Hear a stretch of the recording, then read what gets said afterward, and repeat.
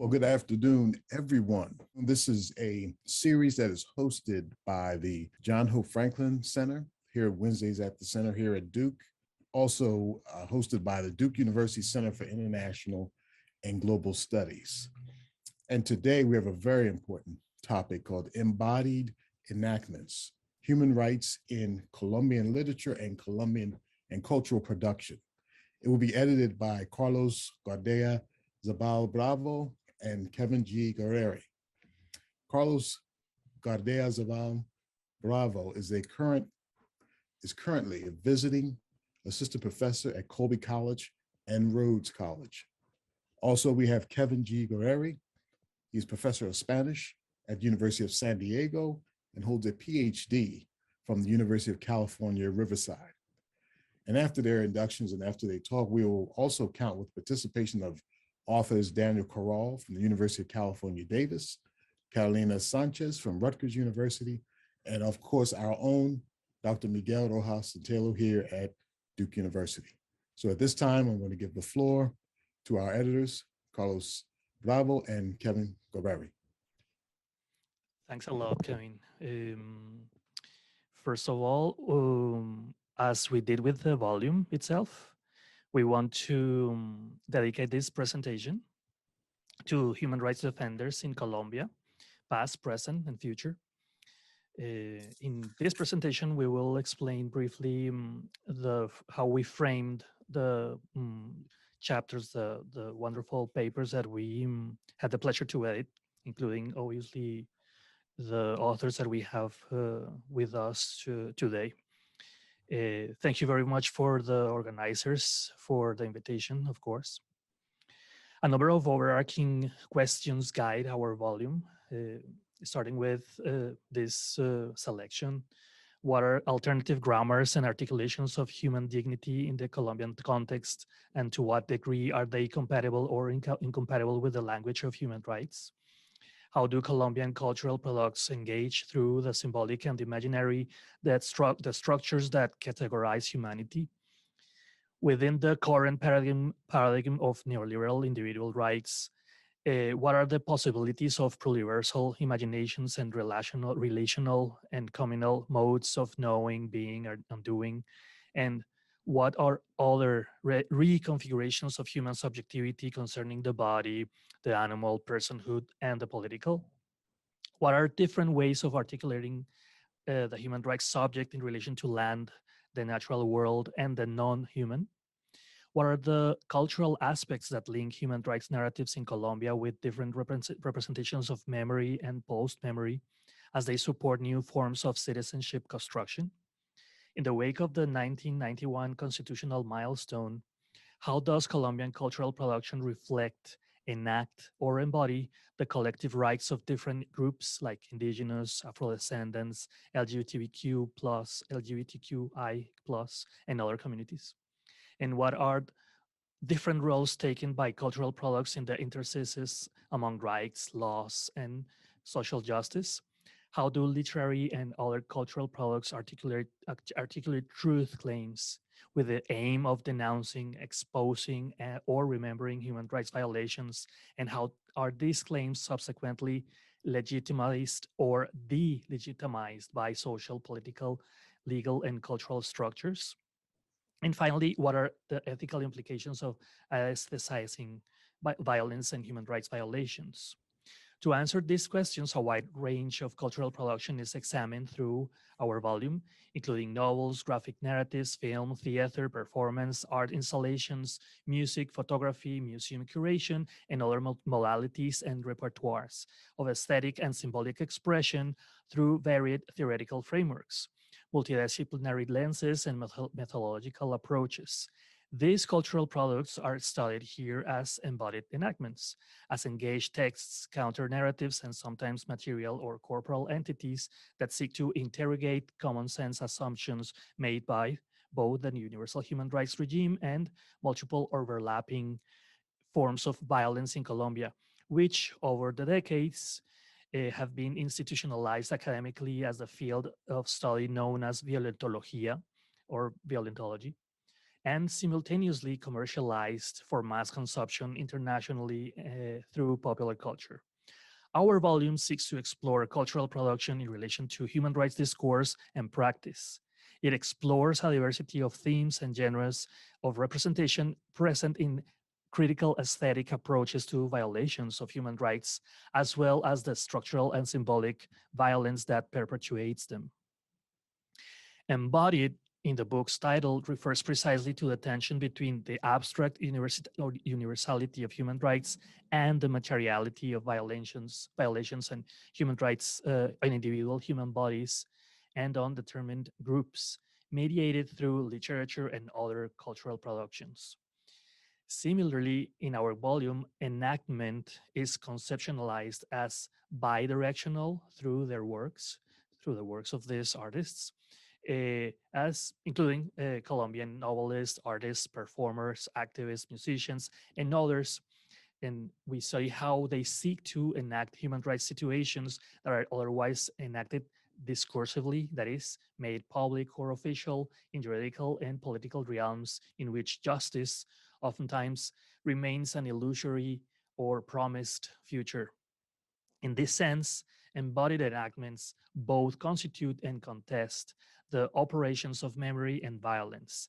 Memories are the object of disputes, conflicts, and struggles formed by power relations, that is, struggles for the representation of the past in which some narratives are legitimized while others are not.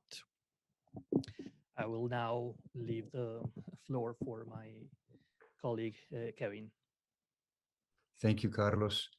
Very briefly, I just wanted to say thank you, Kevin, for the introduction, and Miguel for the invitation and for organizing this event, and of course, to all of the sponsors at Duke. So we're really happy to be here to present the volume. I'm going to continue from where Carlos left off and just describe a little bit more of the theoretical framework from our introduction. One of the sections in the introduction is on activist mobilization, human rights struggles, and armed insurgency. Some recent global histories of human rights, as Jorge González Jacome indicates, position the 1970s as a key moment in which human rights displaced other utopias, as reflected, for example, in the failure of revolutionary guerrilla movements on the left due to the rise of military regimes and dictatorships. However, this narrative generalizes the rise of this new human rights utopianism across Latin America, based on the case of the Southern Cone, for example, given the fact that in many countries, including Colombia, Nicaragua, El Salvador, and others, guerrilla movements persisted. Subsequently, González Jacome underscores that human rights emergence thus did not displace revolutionary discourse in these countries, but coexisted with it. Also, in response to Samuel Moyne's argument, which is articulated from the perspective of Western scholars, activists, and political leaders, Anthony Angie indicates that for many minorities and indigenous people, the utopia they sought and continue to seek is the old utopia of self-determination, recognition of nationhood, and sovereignty. Furthermore, pointing to the creation of the new international economic order, what most countries and people sought in the mid-1970s was the utopia of development. Against this backdrop, what stands out is the imperative to examine the plethora of local and regional movements during this period, driven by a wide range of objectives, and to put their micro-histories into dialogue with any globalized history of human rights. This is what our contributors in our chapters seek to do. Artist Rafael Gómez Barros described Casa Tomada as an itinerant project of urban intervention. This installation of 1,500 ants covering the National Capitol building in the Plaza de Bolívar of Bogotá in 2010 sought to stimulate a reflection on forced displacement, uprooting, and globalization. We use this installation to introduce the interrelated topics of forced displacement, extractivismo, and the other than human. The magnitude of the harm and destruction caused by forced displacement cannot be overstated. And Colombia continues to be a country with the highest level of internal forced displacement in the world, with over 8 million internally displaced persons. Gómez Barros' invasive ants enact the occupation of the national monuments by desplazados, but they also embody a fundamental tension of human rights between the human and nature. Well, on the one hand, as Boaventura de Sousa Santos reminds us, the Western patriarchal, capitalist, and colonialist concept of humanity is unthinkable without the concept of subhumanity, both in the past and now, albeit in different ways. On the other hand, even bare life, human life reduced to biological life, retains a remnant of humanity, as Giorgio Agamben indicates. That human remnant remains on the hierarchical continuum of values between society and nature, as divided by Western Cartesian thought. The ants of Casa Tomada, however, disrupt this separation between society and nature, human and non-human. Each ant is composed of two body parts that resemble human skulls, such that the animal and the human are mutually constitutive and inseparable. The 1991 Colombian Constitution marked a significant shift in the articulation of rights in Colombia, upon instituting a progressive reaffirmation of the rights of diverse populations, and the rights associated with the environment were united with groups to communal rights to ancestral lands. In the more recent constitutions of Ecuador and Bolivia, indigenous and Afro-descendant ways of knowing, being, and doing were integrated more profoundly through Quechua and Aymara concepts, respectively. These examples are part of a newly emerging generation of rights in which the autonomous human rights of land, rivers, and other non-human entities are recognized within the liberal lexicons of personhood and legality.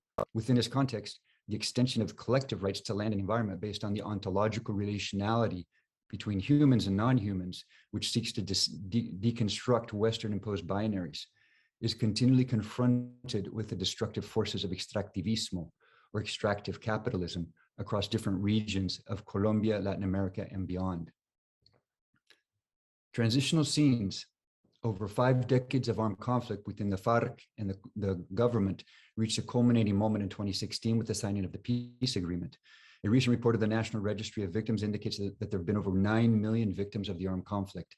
This post-agreement period has proved to be particularly violent in spite of the commitments of the peace agreement to protect and guarantee human rights in accordance with the protocols established by the UN. In light of the reality of the continual extrajudicial killings and other human rights abuses, the notion of transition becomes increasingly problematic.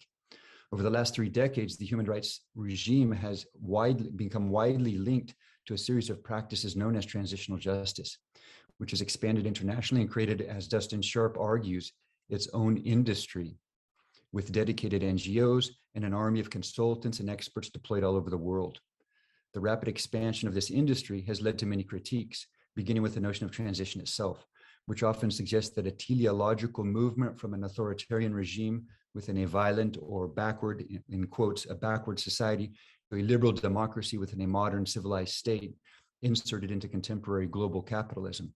Top-down approaches tend to privilege the state's interests as well as developmentalist priorities and economic mega projects that benefit the elites.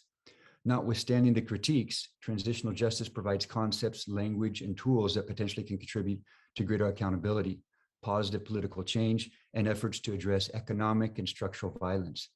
Alejandro Castillejo Cuellar calls for greater attention to small-scale peace, or peace in the plural, the reformulation of the categories that structure everyday life, the restitution of the proximidad, compassion, and solidarity for the other, within the palimpsest of experiences and of multiple transitionalities embedded in the past, the present, and the prospect of the future.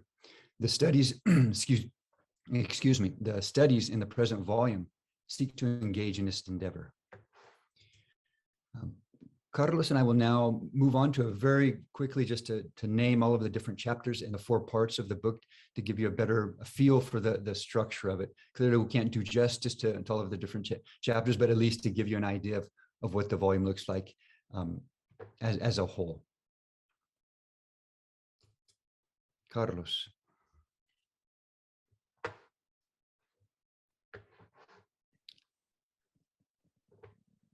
I will start now with the first set of. I will start now with the first set of works. In the first part, Savage States, Literature and Human Rights in 19th Century Colombia by Luis Fernando Restrepo. Then, as you know, this author, Miguel Rojas-Sotelo's The Deaths Inscribed in Us, Art, Memory, and Public Space in Doris Salcedo. Towards New Human Rights Narratives, Reflections on Migration and Violence in Daniel Ferreira's Rebelión de los Oficios Inútiles. That is my chapter. Toe, Cabinet, and Float, Literary Subjectifications of Victimhood, Facing the Human Rights Discourse by Carlos Mario Mejía Suarez. That we move on to part two, land, environment, commodity, the human and the non-human. And I should mention that we see these different parts as assemblages with much overlap among the different parts. Chapter 5, The Voids of Memory, the Reemergence of the Rubber Boom Genocide in Embrace of the Servant by Ciro Guerra. This is by Daniel Coral Reyes, and Daniel will be presenting later.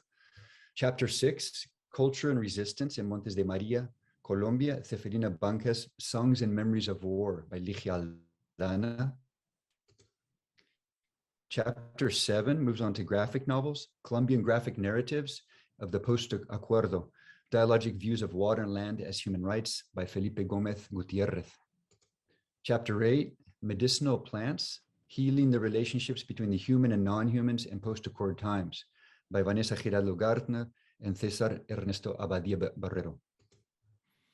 From part 3, structural, political, and gender-based violence and resistance, we have chapter 9, wounds and monsters, representations of gender-based violence and feminicide in the aftermath of the Colombian armed conflict by Constanza Lopez Vaquero.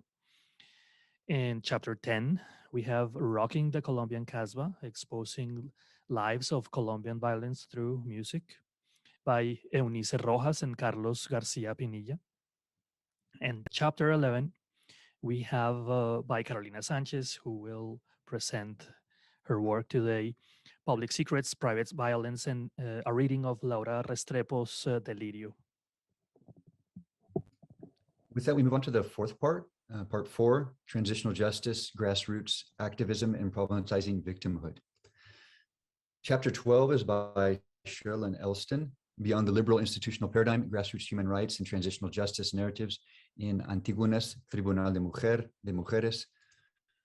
Chapter 13 is titled Visualizing Human Rights, the Sanctuary Victims in the House of Memory of Tumaco. It's by Nicolás Rodríguez Hidárraga. And finally, the last chapter, 14, Peace as a Trap, Dangerousness, Due Process, and Reintegration in Mi Capitán Fabián Sicachak by Flor Romero de Nora, by Juan Camilo Galeano Sánchez. And with that, we end our overview of the book. Before we move on to the next speaker, I did want to mention, just highlight the importance of this type of a single country-based study of human rights through which the complex intersection of national, regional, and local histories and circumstances and realities converge with the international and universalist theories and practices, which really is at the heart of this project, to explore those intersections. With that, I will turn it over to our next speaker. Thank you. Perfect. Thank you all for coming. Thank you, Miguel and Kevin, for inviting me to this conference. And well, I'm going to start with a brief description of my chapter. I want to locate the questions that I wanted to answer in my analysis of this famous movie called Embrace of the Serpent. And well, the title of my chapter is The Voids of Memory, the Reemergence of the Rubber Boom Genocide in Embrace of the Serpent by Ciro Guerra. And I'm going to start describing again the questions and the context of this movie.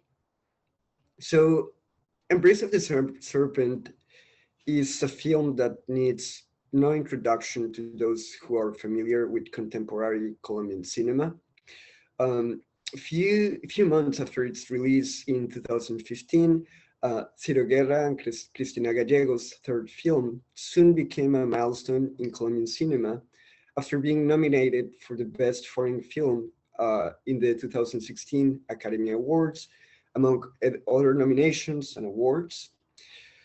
In retrospect, there are various elements that allow us to understand Embrace's successful reception from both national and international audiences. So at first, the movie didn't have like that much attention until it was nominated for the Best Foreign Film.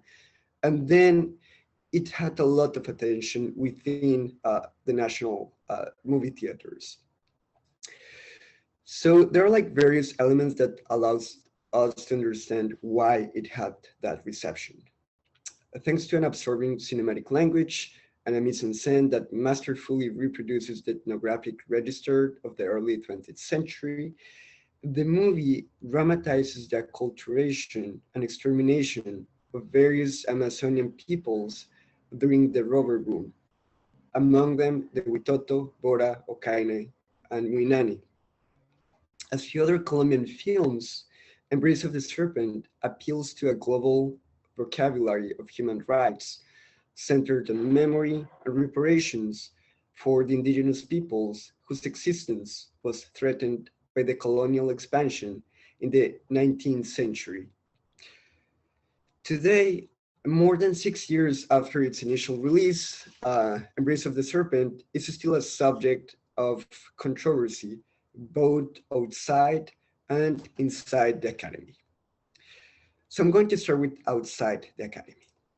On the one hand, while the accusation of sexual harassment and abuse against Ciro Guerra have spurred a debate on gender discrimination within Colombian cinema, echoing the broader Me Too movement, the death of lead actor Antonio Bolivar in the first months of the COVID-19 pandemic was a reminder of the structural inequalities that the Amazonian peoples still face today. On the other hand, inside the academy, the academic debates over Embrace of the Serpent made clear the dilemmas associated with the memorialization of the so-called Putumayo atrocities. The film was initially celebrated by some as a vindication of the history of the Amazonian peoples, while for others, which had like an opposite view, the movie obscured the existence of the survivors of the rubber boom and their efforts to preserve their culture and ancestral territories. So for those who have seen the movie, as you might recall, in the film's resolution, Karamacate, which is a shaman, decides to inherit his cultural heritage to Evan, a North American scientist, before disappearing. And then we have like this closing shot in which Evan wanders in the rainforest. To many, that closing shot should be seen as a symbolic erasure of the natives. So my chapter deals with this debate. So from my view, instead of placing Embrace of the Serpent as either complicit or resistant to like forms of neocolonialism in culture, I reflect on the contradictions of this movie. It's a problematic movie, and that's why I wanted to analyze it. So, in my opinion, the film articulates a broad cinematic grammar to understand the past of the rubber boom in the late 19th century and the beginning and the first decade of the 20th century. As the title of my chapter suggests, I'm interested in analyzing the pitfalls, but also the political potentials of what I call the voids of memory. In the present context in Colombia, in which the demands for memory, truth, and non-repetition occupy a central place in the public debates after the 2016 peace agreement between the government and the FARC, Embrace of the Serpent should be read alongside the efforts of activists, artists, and historians to inscribe the experience of native peoples, native populations, to the historical narratives of violence. So we have seen an effort to study the internal conflict alongside other instances of violence, which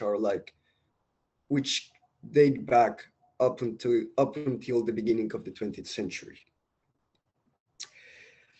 So in the film, the unintelligible voices and the absent bodies warn us of the painful legacies of the rubber boom, and more broadly, the irreparable gaps in the collective memory now.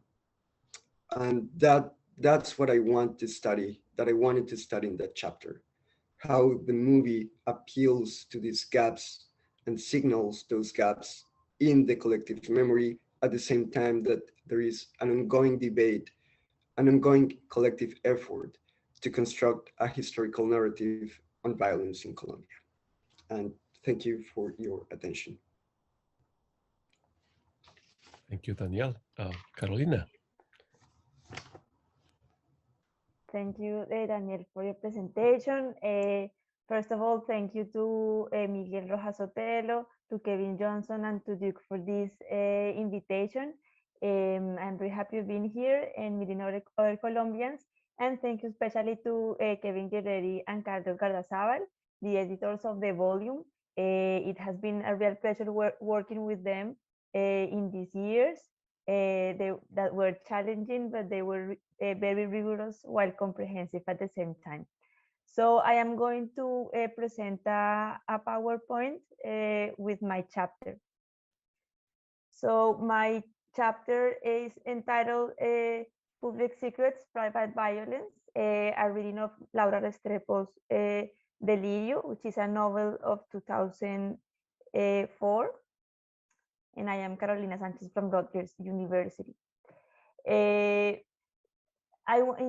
this chapter, I wanted to explore the problems of human rights violations in the intimate sphere in the cities, embodied especially embodied in women and diverse population, LGBT population that are represented by the two of the main characters of the novel. So I wanted to explore this violence that is performed through secrets in the discourses of the novel. So that is why my main question is what the secrets are in Delirio and how they work. So I'm tracking the human rights violations in an epistemic with an epistemic approach in the language of the novel. My thesis is that keeping secrets is a way of exerting epistemological political violence through words, and these secrets generate delusions and justify human rights violations in the context of the Colombian crisis. Secrets are powerful mechanisms that show continuities between public and private violences and how patriarchal powers govern both. So I wanted to track the obstacles for human rights in the discourse. Going back to Carlos' presentation, my chapter seeks to denounce and expose these epistemic violations and try to think about how are they related with with more direct and explicit human rights violations, and how they're related with historical memory, because at the end of the day, secrets hide truths that are important for justice and for historical memory.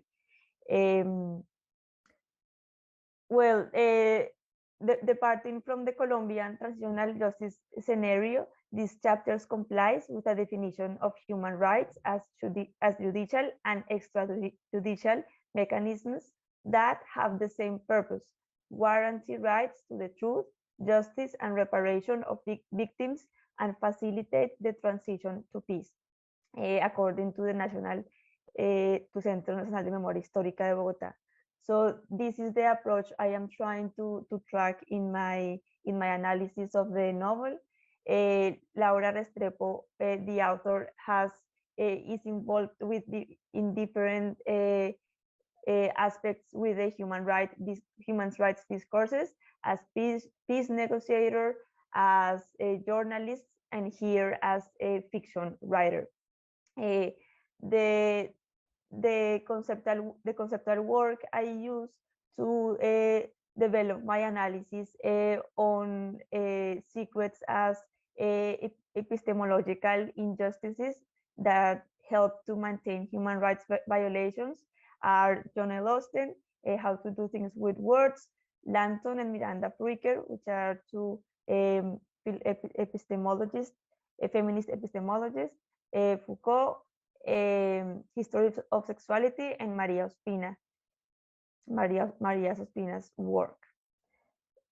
So going back to Kevin's presentation,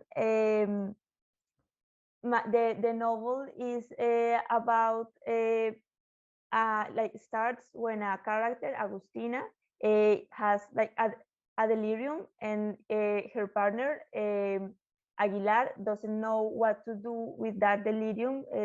He went for a trip and then he came back, and he can give account of what happened to her.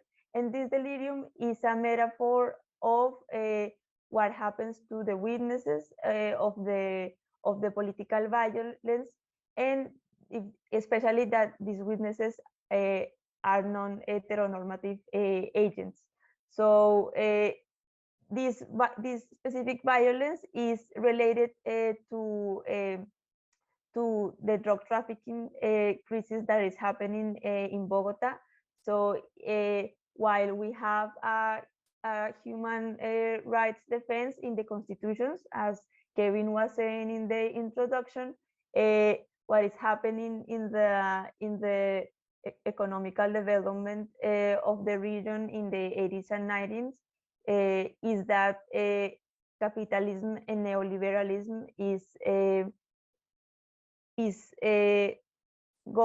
working against the state, and the economical structures are making people more vulnerable to precarities, and without the mediation of the state, and following like the trends of the economy, and privileging the neoliberal business, in this case of drug trafficking. So people are more and more unprotected, and I wanted to track how this works in the cities as a center of power, and in the private spheres of that this novel describes, of the Colombian elite, and the relationship and with their complicit relationship with the drug trafficking business. So this is how I got to the main character of the one of the main character of the novels, another one of the main characters, which is Carlos Vicente Londoño, the father of Agustina. Agustina embodies the delirium that the Colombian society has because of the drug trafficking business and the political violence it is developing, and how it is hidden in secrets. So Agustina's father, Carlos Vicente Londoño, is the one who keeps two main secrets that maintain the power. The character represents the patriarchal power that controls the public and private spheres by investing in the drug trafficking business. Agustina's father situates himself outside the Colombian law to take economic and political advantage of it. So here we see how operates the Agamben analysis of sovereignty. This character represents that. And the other tension is the sexual repression of his daughter Agustina and his son Vichy, which is homosexual. These tensions of the double play between Carlos Vicente's words and action are problematic for the other characters because he uses his power to subordinate them. These are excerpts of the chapter. So what these secrets hide at the end of the day are structural truths and structures of power that maintain political violence and human rights violations. And these values that are hidden are that the Colombian National Project and the drug trafficking business exchange the same type of cultural and economical capital based on accumulation, property, and patriarchy.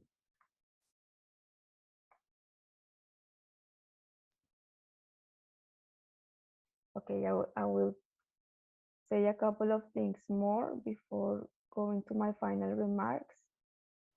So what I do during the novel is an analysis of the speech acts of the different characters and their moral implications. The novel is a detective novel. Follows some of the conventions of the detective novel, but with some differences which are that there are some fragmentations. Since this novel is sensitive to the gender dynamics in the series, the discourse appears fragmented, and there are 7 characters more or less that have different parts of the truth, and what Aguilar does is to try to connect all these different pieces of information to find out what happened to Agustina and the mechanisms of that the secrets are hiding.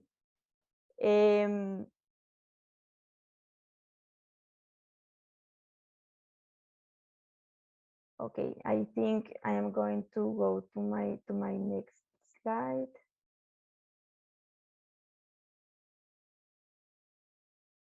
Okay, and I want to talk now about some final remarks. So the novel uses fiction to articulate true claims that denounce and expose intimate violence that stems from structural patriarchal powers, as I was saying, especially with the analysis of Carlos Vicente's character.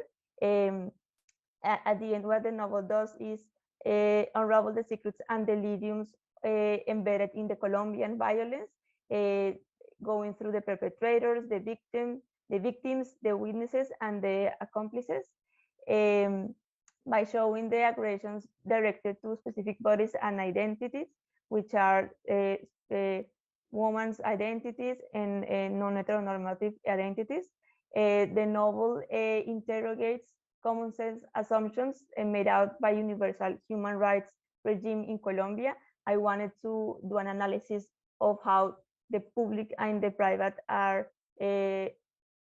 related, and how secrets work as bridge between these two realms, and how those oppression work in both, and it is intimate and public at the same time. The plot of the novel shows how secrets are oppressive epistemological linguistic structures that hide the truths necessary for historical memory, generate deliriums, isolate the victims, and prevent a Colombian society from moving towards the formation of new political communities committed to human rights. So here, the novel has characters that react different to the secrets. There are ones that try to perpetrate the secrets and to perpetrate the violences and continue hiding important information that about the others, the lives of the others, and about the violence. And also the novel with a character that is called Aunt Sophie tries to think about transformation. What happens if the secrets are revealed, if the ones that are oppressed by them can have agency on their lives and transform themselves. So this is how, and what happens in this family is a metaphor, a symbolical game with what is happening to Colombian society. And I want to end talking about why I think the novel is useful nowadays. It's still important, and it's because I think it raises the following fundamental questions. What is the responsibility of witnesses and of the witnesses of Colombian violence, for example, in the cities? What should civil society do in the face of the pain of others caused by political violence? What positive and negative interventions have the witnesses had in these spaces for the recognition of victims? And I think these questions are important now in the elections that we are living, and in asking what are our responsibilities, for example, with someone like Francia Marquez. And I will end it up there. Thank you so much, Carolina. Please let me know if you are seeing a full screen presentation or not. Okay. Thank you so much. I think it's great because we have been moving from the voids of history to the secrets in families, and I'm going to move into materiality now. And this is from my chapter that's inscribing us, Art, Memory, and Public Space in Doris Salcedo. That starts saying that the practices of visualization of crimes against humanity in Colombia have triggered members of the civil society to become active defenders of human rights. And here we see this image, who gave the order, is regarding a group of women, Movice, they are called, that are calling to the people that were responsible for the kidnap of their sons, and then the killing of their sons, and then the passing of information as their sons as members of guerrillas by militaries, the famous falsos positivos. Then we're seeing lots of women movements that are using images, that are using marches, that are using social performance, enacting, embodying, and then going to the public realm. Why? Because women have suffered disproportionately and are becoming the front lines of the struggle for human rights in Colombia. And that leads me to introduce you to Doris Salcedo. She's one of them, one of these women. That for more than 30 years have used her art, she's a visual artist, to bear witness, embody, and enact action, which started as an individual approach as a visual artist, that then became a collective ethic and aesthetic method to find ways of mourning and even confronting the deaths inscribed in us. In the chapter, I talk about a number of works in the past 30 years of her oeuvre. I'm going to just show a few of them. I'm going to focus on two groups. The first one is Atrabiliarios. It's a piece of 1992, and Casa Viuda, Widowwood House. It's a series from 1992 to 1994. And I'm going to compare it with the other set of works that she has been doing. Here I'm going to talk about two pieces, Adding Up Absences, Sumando Ausencias of 2016, and Fragmentos of 2018. Salcedo uses of materiality, location, collaboration, and action in producing her body of work is connecting the nexus of violence, memory, human rights, and art. Salcedo finds ways of interrupting the flows of time and space and the relationship of objects to subjects by establishing a collective, immersive experience of history and memory through the contemporary Colombian history. Salcedo explores the dynamics of violence by incorporating the physical remnants of victims of the conflict in Colombia. She takes herself into the Colombian history and into the sites of violence. Sometimes Salcedo travels with human rights organizations and delegations, or with charity groups, of part of churches or human rights groups to alleviate, witness, and experience the affliction suffered by people subjected to political violence in Colombia. She visits the sites of massacres and disappearances, where she interviews relatives of victims and collects materials for her work. She's really well known internationally by this piece, Shibboleth. That was a piece that was commissioned to her for the Tate Modern in 2018, talking about the fragment, that the rupture that we are suffering worldwide in contemporary society. part of her work is taking, for example, chairs or tables along with clothing, animal skin, hair, bones, and ashes that are traces of lives, personal stories that speak to dead rituals or of lives that have been abruptly interrupted.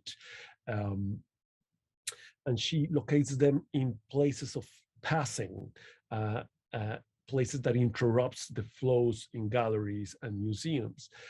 She, for example, says, and I'm going to quote, that she does not take into her work materials that speak to the other. She finds materials that addresses an altogether other, even if it doesn't reach the person that is it addressing, end quote. And she says, this tortured materiality, we can see it in many of her works. Here's two examples, one in Colombia, in the Central Plaza, in Bolivar's Plaza, in downtown Bogota. The other one's in Istanbul, talking about the same issues of justice, the loss of justice. In this piece, Atrabiliarius, who is a series of objects that actually are shoes that are actually belong to women or men that disappear. She encases them like a columbarium behind translucent screens made from animal entrails. The objects are pieces of clothes or shoes that are entombed, stitched crudely to the wall using surgical thread. On the floor, there are caskets made of animal entrails that are waiting for the remnants of unnamed victims. She creates this piece using news releases, a log of disappeared people when she was living in the city of Medellin at the beginning of the 1990s. Actually, the newspaper that she uses is called El Colombiano, and it reported from 1987 to 1993 around 300, 500 disappearances, people that were murdered and they were unaccounted for in this during these years, and most of these cases were never resolved by the justice. Let's move to Casa Viuda. Casa Viuda, Widow at Home, is a series of sculptures, memorials. Actually, there are 6 in part of this series, in which the objects are relics of the idea of home. Home, right, is a place, it's a shelter, it's a safe place, right? It's our idea of home. She problematized adding widow, right, like house, home, and widow, viuda, right, that directly addressing women affected by the conflict. Salcedo comments on how the choice of materials had nothing to do with an artistic decision. She says, and I quote, "I don't believe in artistic freedom. I do what I have to do or what I possibly can do." Here are some of the images of these pieces. Salcedo manipulates objects and materials. She compresses and hides them between layers of lacquer, of glass or wood or textile, and she crosses them into major structures, producing a chain of meanings and imbricated histories. What Daniel was saying, like hidden voids of in memory, things that we cannot see, but that are present. In this Casa Viuda 1, it's a piece of 1992 to 1994, conveys an experience of an death squad that came at night to a house in a small village in northern Colombia. The victims were reportedly pulled out of their beds and out of their houses and murdered in front of their families. Afterward, tortures and rapes were committed. Actually, many of these cases were brought to justice during the Justice and Peace process, the first peace process of this century of the government of Álvaro Uribe with paramilitaries. Many of them, paramilitaries, narrated some of these crimes, and for them, they received full amnesty. The Casa Viuda are not only mourning receptacles of or expiatory offerings. They are banks of information, geographies of the dead, battlefields that still speak to the victims in a space that is transitioning from rural to urban, to violence, to peace, towards a force arrangement. Salcedo refers to Casa Viuda as a place of passage where it is impossible to live. Here's other images of the series. Sexual violence has been always represented in Salcedo's work. As a matter of fact, in 2018, she participated in the establishment of a place, a monument or a counter-monument that will function as a memory center that resulted after the peace agreement of 2012-2016. Actually, prior to the construction of this place, Salcedo was assigned 1/3 of the weapons deposed by the FARC-EP, something like 37 tons, 9,000 weapons, to build, quote unquote, a monument. Other 2 monuments were also commissioned. They had not been completed, Salcedo's, yes. In order to transform the weapons she used that they use in their everyday life, Salcedo decided a direct approach, fire. Fire, a direct reference to what the weapons did, but also fire as a primal force, right, is used as part of rituals of cleansing and destruction. In a forge, as we see here, the metal slowly melted, the weapons to be transformed into tiles for a flooring, 1,300 of them. They were assembled together like a large skin. They show also scars and scratches, which were inflicted by hammering and scratching, a form of catharsis by women that were victims of sexual violence during the conflict. The process marked a second approach to the transformation of this material, an enacted, embodied transformation. Here, one testimony.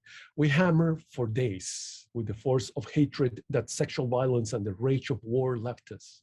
But in this way, we were able to free ourselves. Now we are standing above the weapons and not the weapons over the country. It's said by Angela Escobar, a victim of sexual rape during the conflict.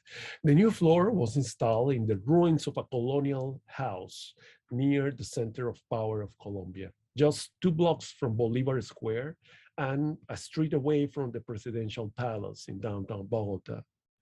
This art space installation, or monument or counter-monument, is known as fragmentos, fragments, which will be in display for 53 years, the same time that the conflict between the government and the FARC lasted.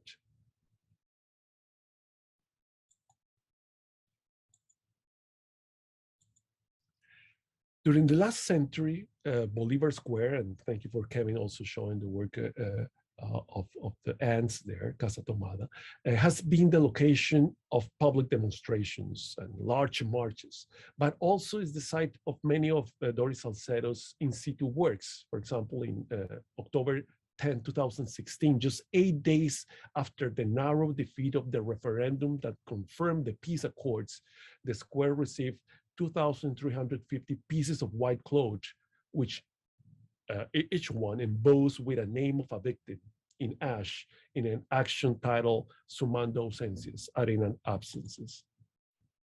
This is Bolivar's Plaza. All these pieces arrived in the early morning as individual pieces, and they were then stitched together by volunteers under Salcedo's direction. In a 12-hour period, pairs of volunteers, including many relatives of victims, carried each shroud as a flag and placed it on the ground as if laying a victim to rest. The conceptual tactic was to resignify the plaza from the strong physicality of the nation, a square at the core of Colombia, to an expression of mourning and a call to action. The piece's control of the space counter as well as echoed the embodiment of this charged location. This is here, we see it in process, covering an entire plaza. with the names embossed in ashes of many of the victims. Her work addresses violence from all agents, right-wing, left-wing, organized crime, the state. She doesn't discriminate, Salcedo, on the kind of violence she addresses that are the result of disconvoluted history. And it is only on the side of the victims, of the dead, without interrogating who is the perpetrator or why it happened. Because for her, a victim is a victim, and the experience of grief is the same no matter who commits the crime. Salcedo's interruption with the timeline of history as an art practice, as a social art practice, announced perhaps the potential of collective action via aesthetic acts. And so she continues her solo and collaborative work. In Colombia, these actions declare a process that end with one conflict and open a long route to deal with reconciliation while we see the dead inscribed in us. Thank you so much. And with this, I end my presentation. I had a few more images, but I'm going to keep that one in the back. And then actually we can just move into, we have like 4 or 5 minutes. If anyone in the audience want to make a comment or a question, would be a great moment to do it. And Carlos, Kevin, Daniel, Carolina can also open your screens and we can see each other.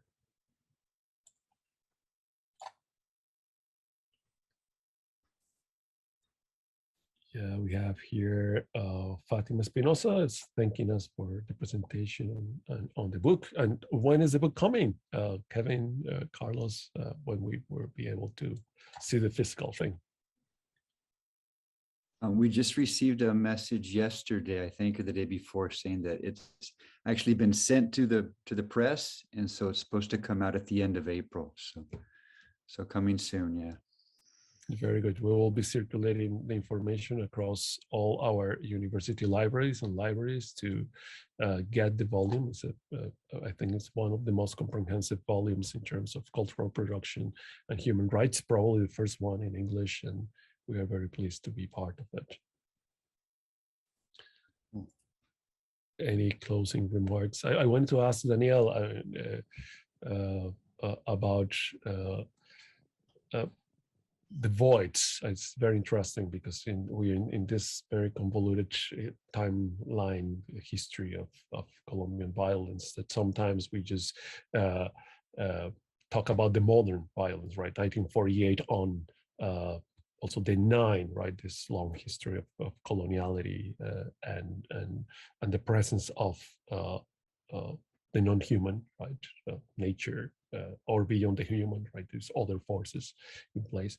Then you want to bring also that in that silencing of history on these voids that are in the film, or which other voids are you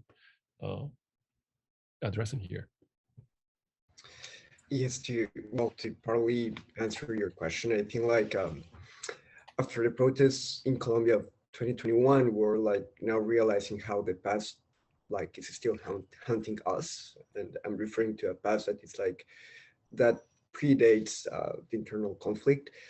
And I've been seeing like not only in cultural production but like in the effort of historians and the members of the Centro Nacional de Memoria Histórica and the Commission to talk about what violence means to minorities and how for certain indigenous populations, violence doesn't start in the 1960s, 1950s, like it goes way farther back in time to that. So that was my main interest in like, that's what led me to analyze Embrace of the Serpent according to that perspective. And now to talk about like voids, something that is interesting to me is how like cinema, in a way, like give us a lens to, to understand the past. And it gives us a grammar to understand what we can articulate about the past and what we cannot articulate about the past. And I feel like Embrace of the Serpent is so problematic because like it does articulate some like dimensions of that past, but it fails at articulating others. And it's so evident in the movie. Like, again, like we're talking about like voices that we cannot understand, languages that we cannot understand, bodies that are missing or disappear. So that's what I meant by the voice of memory. And that's what I wanted to study through a cinematic approach to memory.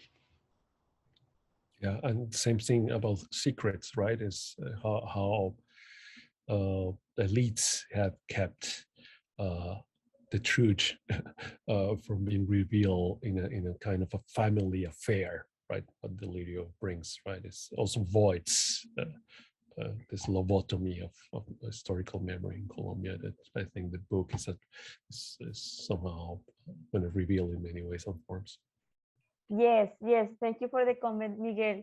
I also think that this is related with the with Angel's Rama discourse on the letter city and how does the center of power works and how is truth administrated and who has access and right to it.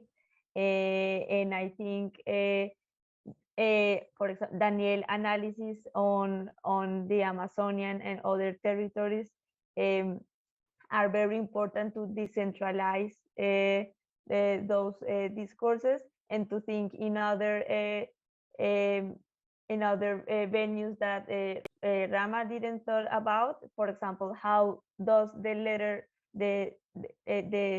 literacy work in the jungle, in the Amazon, and how are the relationships between the different cities, the different letter cities that are in Colombia, because it is not Bogota, and the other letter communities or cultural communities as the ones that Daniel's analysis depicts. How is that contact? Because I think The Embrace of the Serpent is also a movie on contact.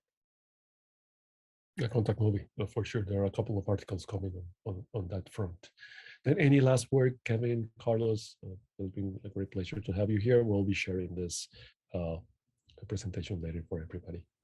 Yeah, maybe I'd like to just make one really quick comment and then a final remark. But I really enjoyed listening to the presentations, even after having read the chapters many times. It was great to hear you all present.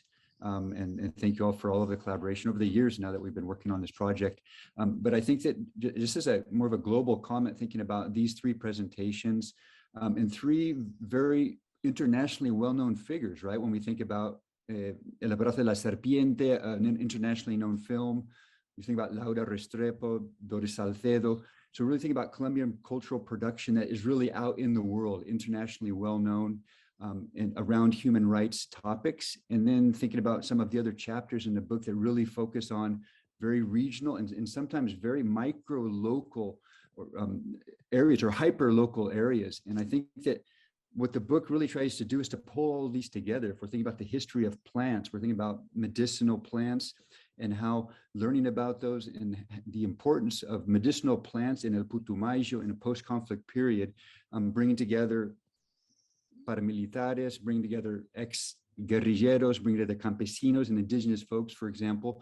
If we look at a bullerengue singer like Ceferina, very, very well known in the region, but beyond probably less so.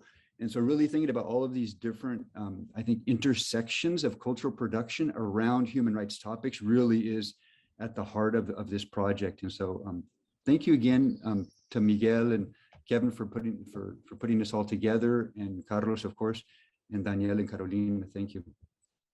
Thank you. Then Kevin. You're muted. All right. So I just want to thank everyone. This was a very fantastic, informative, embodied enactments. Thank you, Carlos Gardeazabal-Bravo and Kevin Guerrieri and our own Miguel Rojas-Sotelo, Lena Sánchez, and Daniel Corral. This was very interesting and very, very informative. Thank you so much. Thanks, everyone. Thank you, everyone, for coming. And next Wednesday, April 6th, will be to be announced. So we hope to see you again. And before that, have a great day. Thank you.